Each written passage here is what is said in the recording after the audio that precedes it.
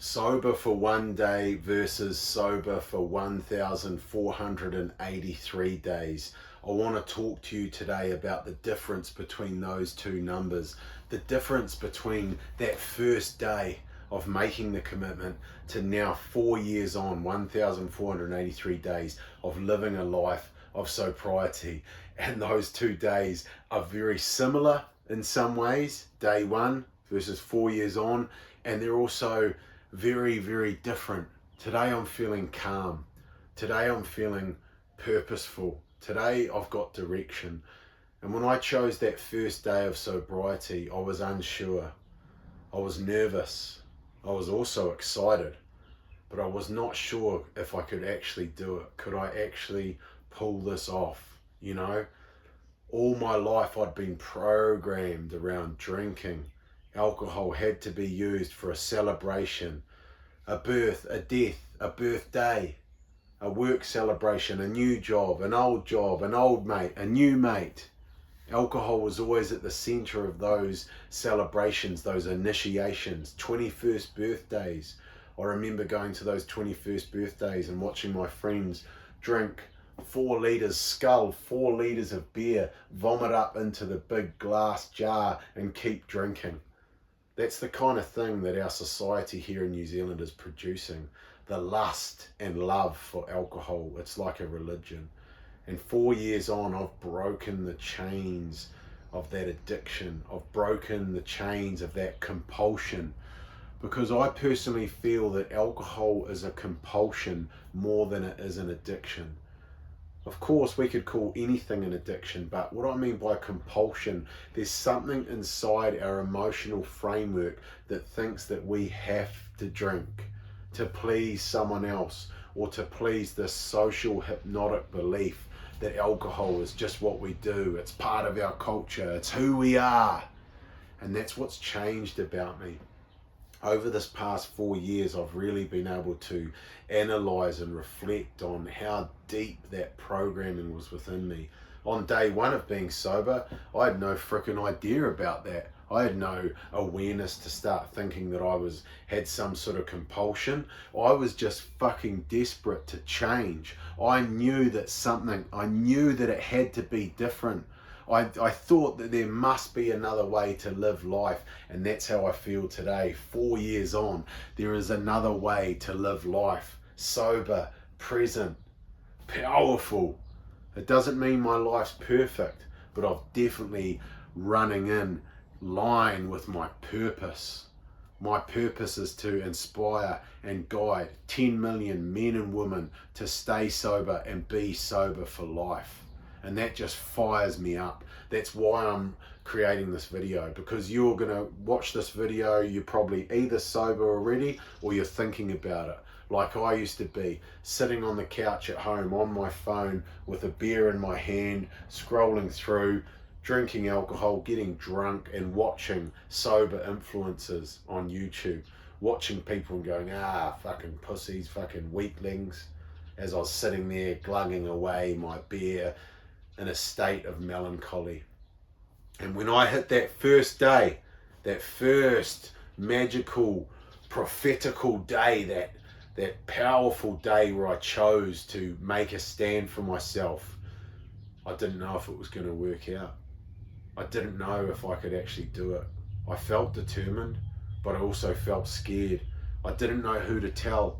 I didn't know who I could trust. And as time went on, I quickly realized that I had to disassociate from those that indulged. I had to politely decline invites to parties. I had to really assess that if going to that concert that was going to be filled with thousands of people drinking themselves to literal death, would that benefit my sobriety? I had to make some decisions. I had to get clear on what I actually wanted. And that first day allowed me to just put that one brick down that would then become this powerful brick wall of 4+ years sober. And I'm still adding to that.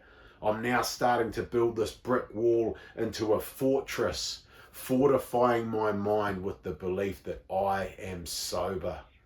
that I am a sober savage, a servant from God, sent here to spread this message that you are powerful, that you were born with all the gifts and skills that you need to conquer anything. And alcohol was just a silly distraction. It's a distraction that's been curated and manufactured to keep you down, to keep you small, to keep you stressed out and disillusioned with life, of how am I going to get through this without a drink? And when I got to the end of that first day free from the chains of alcohol, the evening time rolled around, much like what time it is now, 3 p.m. in the afternoon. It was summer, it was warm, my mouth was dry, and that old habit, I felt that old desire lingering in the background of my mind. And I really had to sit with it. I had to sit with that feeling and not get caught up in the victim role that I'd put myself in for so long. To not get caught up that I needed to go outside of myself for this external substance. Because at that point, on that day one, there had been very few days where I hadn't drunk. So I didn't know if I was going to make it through. I didn't know if it was possible, but it's got to be possible, right? Can I actually get through life without drinking for a sustained period of time, for at least one fucking day? Can I do it? And one of the things I reflect on to give me that strength is when I was born sober. Sending love and blessings to those souls that may have been born with infant alcoholism and blood and the liquor running through their blood at birth. Really pray for those that have had that happen. But for me, I was born sober. And I realized, I thought back when I took that first breath coming into this world, I was a sober, pure vessel. And that gave me strength to reflect on the fact that I was not put here to die of slow poisoning. Fuck no. I was not put here with a problem. I was put here to channel power.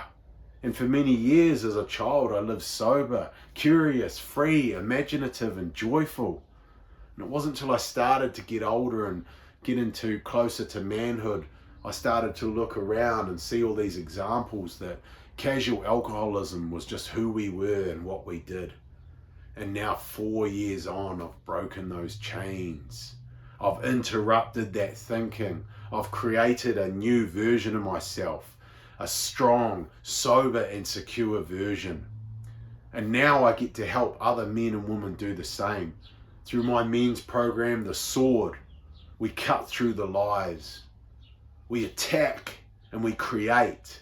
And my women's program, Shield Maidens, we create direction, discipline and divinity. Strong, sober and secure individuals that believe in themselves. Rearranging their thought patterns. So the compulsion, that feeling that you have to, you must do, you want to consume alcohol because it's part of who you are and what you must do. Reframing, completely reframing the internal belief system. And there's many powerful tools that we can use to amplify that process. Tools that I've used that have been around for many years on this planet.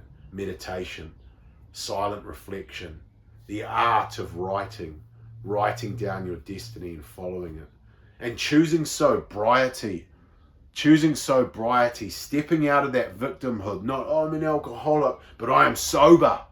I, Stone James, am sober. I am sober.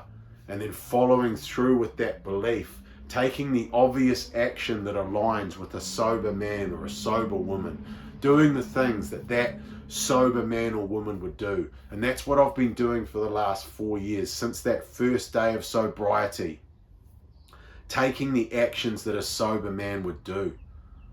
Drinking water, eating healthy food, spending time with his family, getting in the sunshine, breathing, being aware of my breath, meditating, respecting myself, knowing that I have a choice. So think about what the sober you would do.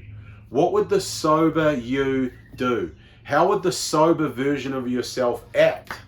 The sober version of myself wouldn't and does not go down to alcoholic venues like bars and clubs. No fucking way. That's not what the sober version of myself does.